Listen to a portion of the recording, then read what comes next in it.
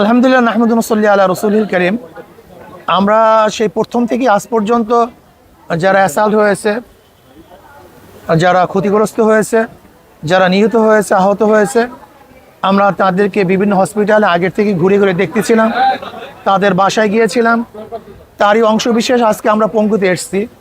মাঝখানে যেহেতু অনেকগুলি হসপিটালে গিয়েছিলাম, এখানে যেহেতু তারা ভালো আছে, অনেক জায়গায় দেখা যায় যে এমন হসপিটালও আছে যেখানে সুশিক্ষিত চিকিৎসা হচ্ছিল না, সেগুলি দেখার জন্য আমরা চেষ্টা করেছি।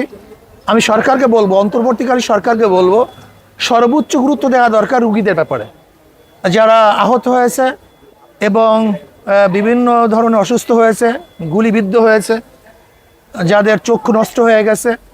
আমি অনুরোধ করব বর্তমান অন্তর্বর্তীকালী সরকার সর্বোচ্চ চিকিৎসা ব্যবস্থা করুন, তাদের পাশে থাকেন।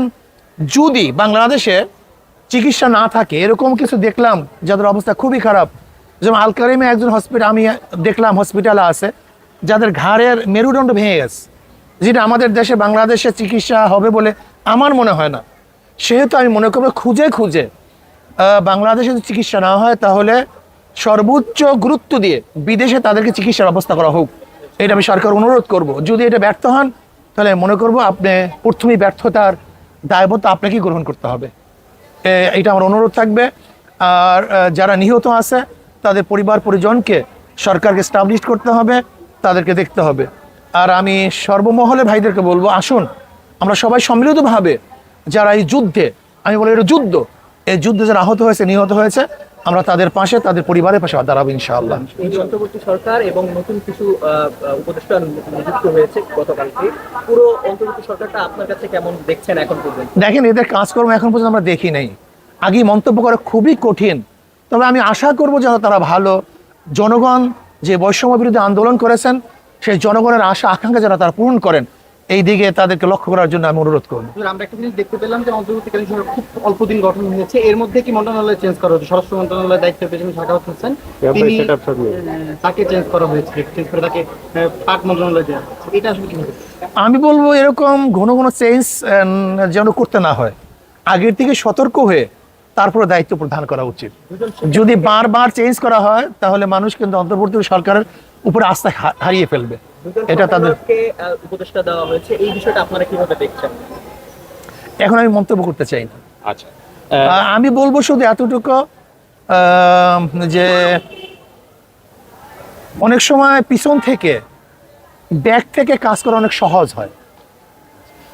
ইসলামী আন্দোলনকে দেখেছি এই যে বৈষম্য বিরোধী আন্দোলনের পর সাম্য ফিরিয়ে আনার জন্য যে একটা সাম্যের বাংলাদেশ তৈরি হয়েছে, সেখানে বিভিন্ন সম্প্রদায়ের সংখ্যালঘুদের পাশে অন্যান্য ইসলামী দলগুলোর পাশাপাশি ইসলামী আন্দোলনকেও দেখেছি আমরা সক্রিয়ভাবে মন্দির, গির্জা বা বিভিন্ন জায়গায় প্রোটেকশন দিতে।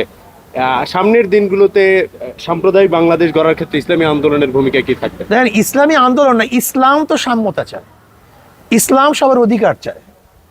ইসলাম উখরিজাত লিন্নাস, মানবতার কল্যাণের জন্য আমাদেরকে বের করা হয়েছে। ইসলামের মধ্যে কল্যাণ, ইসলামের মধ্যে সাম্যতা, ইসলামের মধ্যে অধিকার। যদি ইসলাম প্রতিষ্ঠিত হয়ে যায় তাহলে সমস্ত মানুষ, শুধু মানুষ নয়, সেখানে জানোয়ারও শান্তিতে বসবাস করতে পারবে। ওমর ইবনে খাত্তাব রাদিয়াল্লাহু বলেছেন, আমার খেলাফতের আমলে, আমার ক্ষমতার আমলে ফোরাতের কোলেও যদি একটা কুকুর না খেয়ে মারা যায় আমাকে জবাব দিতে হবে। বুঝছেন এই কথা মিন কি? যে ইসলাম একটা জানোয়ারের প্রতিও খেয়াল রাখে, সেখানে মানুষ আশরাফুল মাখলুকাত, মানুষ তো অনেক ঊর্ধ্বে। ইসলাম যদি চলে আসে আপনি দেখবেন বস্তির মধ্যে, রোডের মধ্যে, গাছতলাতে কোনো মানুষ ঘুমাতে হবে না। এটা ইসলামের দায়িত্ব। আমারও যে দাম, ওই গাছতলায় যে ঘুমায় তারও একই দাম।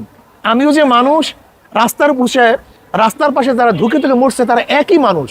কাজে ইসলাম মানবতার মর্যাদা চায়, মানুষকে তারা উন্নয়ন করতে চায়।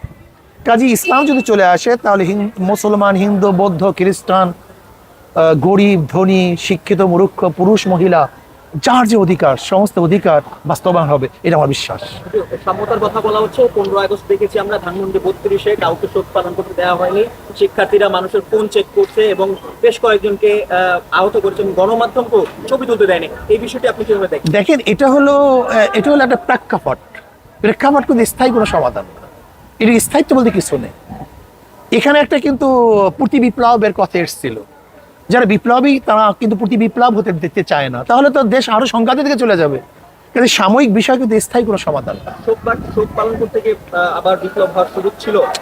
হতে পারে, নিয়ে এটা আমি বলবো না হবেই, হতে পারে। এর জন্য আগের থেকে ডোরকে বন্ধ করা, এটা হতে পারে, এই হিসাবে হচ্ছে। বেশ কয়েকজনকে দেখেছি কানে ধরিয়ে উদ্বোস করা হয়। আমি এটা বিস্তারিত কিছু বলতে চাই না, আমি শুধু বলতে চাই প্রতি বিপ্লব ফিরাবার জন্য যে সতর্কতা প্রয়োজন ছিল সেটা তো সে সতর্কতা অবলম্বন করছে। একটা বিষয়, ধন্যবাদ আপনার সবাইকে। জি জি। এই সরকার বসার পর থেকে দেশি বিদেশি বিভিন্ন রকমের ষড়যন্ত্র থেকে তাদের মোকাবেলা করতে হচ্ছে। বিশেষ করে এই সরকারের স্থায়িত্বের উপরে বাংলাদেশের সংহতিটা অনেক বেশি নির্ভর করছে এখনকার প্রেক্ষাপট থেকে আমরা বুঝতে পারি। সেক্ষেত্রে এই সরকারের যে ষড়যন্ত্রগুলো হচ্ছে এর বিরুদ্ধে, এটাকে তাদের হাতকে শক্তিশালী করা, অথবা বলতে পারেন যে আপনার নিজেদের পক্ষ থেকে পদক্ষেপ নেওয়া, কি ধরনের ব্যবস্থা আপনার মনে হয় যে আমরা সবাই সজাগ আছি, সচেতন আছি, কোনো অবস্থাতেই যেন বিদেশি কোনো শক্তি হস্তক্ষেপ করতে না পারে এবং করতে দেবো না ইনশাআল্লাহ। সবাইকে ধন্যবাদ। আসসালামু আলাইকুম।